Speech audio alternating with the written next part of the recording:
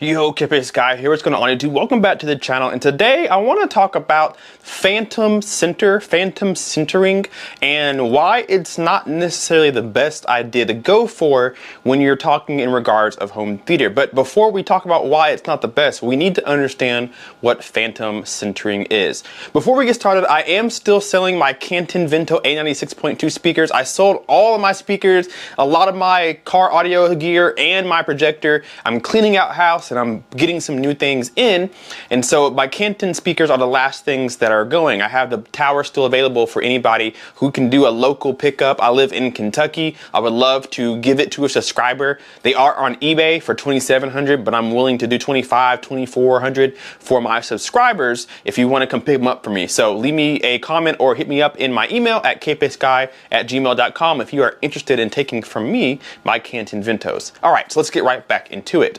So what is phantom centering? So we all know in a normal home theater layout, you have no less than 5 speakers. Let's say you have a 5-channel setup. So you have a front left, a front right, a center, surround left, and surround right. So 5 speakers. Now let's take away the center channel. You're like, oh, you can't do that. That's what gives you the voices, right? Well, you can actually have a home theater without a center channel. When you have a stereo left and right, if you sit right in the middle, in between stereo left and stereo right, you're gonna get a phantom center, meaning the dialogue that comes from your speakers will appear to sound in the middle, even though there's not a speaker there. That's called phantom center. When you don't actually physically have a dedicated center channel, but the left and the right speakers are equally distant and at equal volumes from your ear, it gives the brain the illusion that there is a center channel, there is a speaker right there dead in the middle, but there's not. It's just your ears fooling the brain. So what's wrong with that? Well, there's a lot of things wrong with that. You can imagine as soon as you shift one way or the other, your phantom centering is lost. Now your audio sounds like it's one way. Now it's off to the right because you leaned over to the right, or maybe you want to sit back and lay down. Well, your phantom centering is going to be off. And so that illusion that you get is no longer there. So that's really the big problem with the phantom center. It's really cool if you can't afford a center, or you're saving up money because you want to get one that matches your front speakers. That's great. And so sometimes having a phantom center is really nice to go with for a while. But as soon as you move off axis just even a little bit, that phantom centering is completely gone. So some people will tell you that phantom centering is awesome. It's really cool. Phantom centering is really nice. Like I said, if you don't have a center channel, it is great to have a second way to get that center sound. And if you're listening to music, it doesn't matter at all. But movies, it does matter, because a center channel handles all of your dialogue. It handles like 80 or so % of all the parts in a movie. So without a center channel, you're missing that. So if you don't have a center channel, all that center channel information goes to your tower speakers, your front left and front right, and they play it at the same time. So again, you can have the illusion that it's coming from the middle because both of your ears hear it at the same time, at the same volume level. So that's what the phantom centering is. But we don't want to do that. Not only because if you move off axis, it kind of changes things, but that is a lot of information coming from your left and your right speakers. And a lot of that noise can get jumbled up. For example, let's say I'm watching Avatar. Okay, I'm watching Avatar on Blu-ray right now, and I have my stereo imaging, I have my phantom center going, and you have your grenades, and you have your voices, and you have your ambient sounds, and you have a helicopter, and you have this, that, and the other. There's a lot of different information being sent to your speakers that it may get lost in transition. You may have a hard time getting your dialogue out because it's the same volume as everything else. See, the real cool thing about a center channel is that you can control its volume separately from all your other speakers. If you can't hear the dialogue in your center channel, you can turn that center channel up and have your voices come through more prominently and leave everything else the lower volume. But if you can't hear your dialogue in your left and right speaker, well, you have to turn up both your left and right speaker.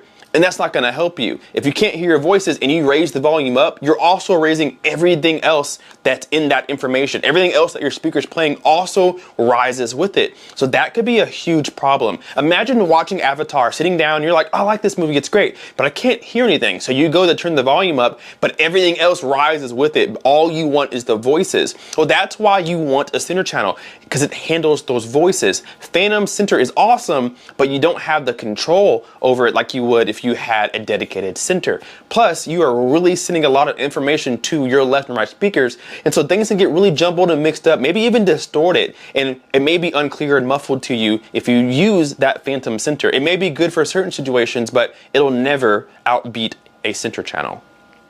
So most center channels have nowadays 2 drivers and a tweeter, usually 2 drivers on left and right, and there is a tweeter above it or in the middle of it. That's typically the design of most center channels on the market today.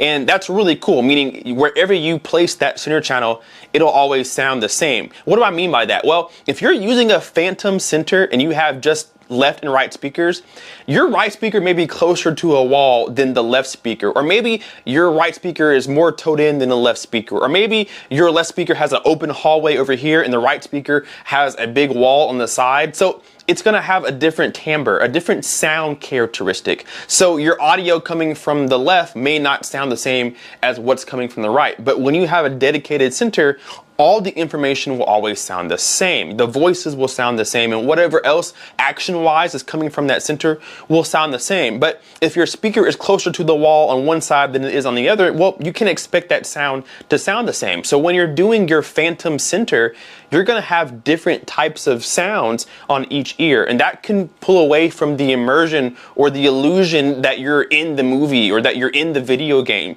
So again, it's way better to get a center channel. Now, I recommend heavily to match your center channel with the brand and model of your left and right. You want your speakers to be the same. If you can get 3 exactly the same speakers, that's always great. But if you can at least get the matching center that goes with the model of speakers you have, that is always ideal. And that's because the timbre match is perfect for the most part, and that all the speakers match everything and everything sounds cohesive. Without a dedicated center, you're doing yourself a disservice when it comes to the best audio quality that you can get. So you may think that you don't need a center, and I think you do. Like I said, I recommend getting the same one, but if you can just pick up a center at all, it's better than not having one at all. Grab a center channel, grab an old speaker or something to get you by for now until you can get what you want. But have a center channel, because you may think it's working for you, but nothing will ever outdo a dedicated center channel placed where it's supposed to be, placed correctly, and giving you the dialogue that you need. So I wanted to make this video for all those who think you can get away without having a center channel. You may think you're doing it, but until you experience one, my light just went out. I guess it really is time for my video to end. So anyway, that's going to do it for this video. I just want to talk about the center channel and how it's so important to have one. And if you can, get a matching one, get a good one, because it handles a lot of information. Leave me down below, what kind of center channel do you have in your home theater, and does it match your left and right speakers? Tell me that. Be honest with me down below in the comment section. Hit that like button and subscribe if you are not already. We will see you in the next video. I'm going to go fix my light. Peace. Lost my mind, I will keep on holding my head high, even if the sky is falling down.